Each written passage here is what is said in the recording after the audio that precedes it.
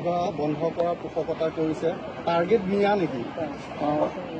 টাৰ্গেটত নিয়া বুলি মই নকওঁ, কিন্তু মিয়াও টাৰ্গেটত নিজে নিজে পৰি যাব। কিন্তু টাৰ্গেটটো মিয়া বুলিয়ে নকওঁ, হিন্দু মানুহেও বিয়া কৰায় দুজনলৈকে। বহুত কেছ আমালৈকে আহি থাকে আৰু প্ৰথম গৰাকীক পিছত বহুত অত্যাচাৰ কৰে। কিন্তু মিয়াৰ মাজত অলপ বেছি, কিন্তু হিন্দুৰ মাজতো নাই বুলিতো ক'ব নোৱাৰো। বহু বিবাহ বন্ধ কৰাৰ পোষকতা কৰিছে টাৰ্গেট নিয়া নেকি? টাৰ্গেটত নিয়া বুলি মই নকওঁ, কিন্তু মিয়াও টাৰ্গেটত নিজে নিজে পৰি যাব। কিন্তু টাৰ্গেটটো মিয়া বুলিয়ে নকওঁ, হিন্দু মানুহেও বিয়া কৰায় দুজনলৈকে। বহুত কেছ আমালৈকে আহি থাকে আৰু প্ৰথম গৰাকীক পিছত বহুত অত্যাচাৰ কৰে।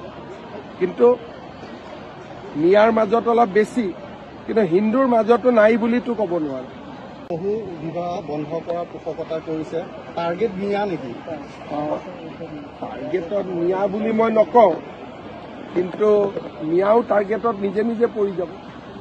কিন্তু টাৰ্গেটটো মিয়া বুলিয়ে নকওঁ, হিন্দু মানুহেও বিয়া কৰায় দুজনলৈকে।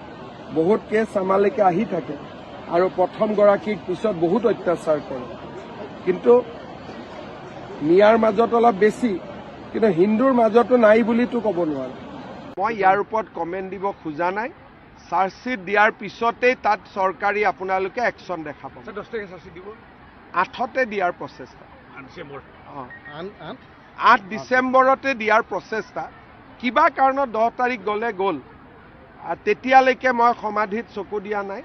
10 তাৰিখৰ পিছত বাউণ্ডৰী ৱাল টোৱাল আমি চব কৰিম। কংগ্ৰেছে এটা নিৰৰ্থক প্ৰচেষ্টা কৰি আছে। কাৰণ Zubeen Garg, Congress, BJP, CPM, CPI সকলোৰে কোনো এটা দলৰটো নহয়। তেওঁলোকে জুবিনক কংগ্ৰেছীকৰণ কৰাৰ প্ৰচেষ্টাটো সেইটো কোনো মানুহে ভাল নাপায়। কাৰণ তেওঁলোকৰ এই প্ৰচেষ্টাৰ কাৰণে 2টা ভোট কমিব, 2টা ভোট নাবাঢ়ে। কেতিয়াবা গৌৰৱ গগৈ ক'বচোন যে জুবিন গাৰ্গৰ গান এটা কেইটামান পেৰাগ্ৰাফ গাই দে বুলি, গাই দিব পাৰিব নেকি? তেওঁলোকে জীৱনকালত জুবিনক কেতিয়াও সন্মান দিয়া নাছিল। অখিল গগৈ বেছিকৈ সৰ্ব দেখিবলৈ পোৱা গৈছে। অখিল গগৈ মানুহটো অলপমান হুচ নাথাকা মানুহ। আজি কংগ্ৰেছৰ মিটিঙত যাব, কালি কেজৰিৱালৰ তাত যাব, পৰহি শাৰদ পাৱাৰ তাত যাব। ইমান টুলুঙা ব্যক্তি ৰাজনীতিত থাকিব নালাগে, অত্যন্ত টুলুঙা।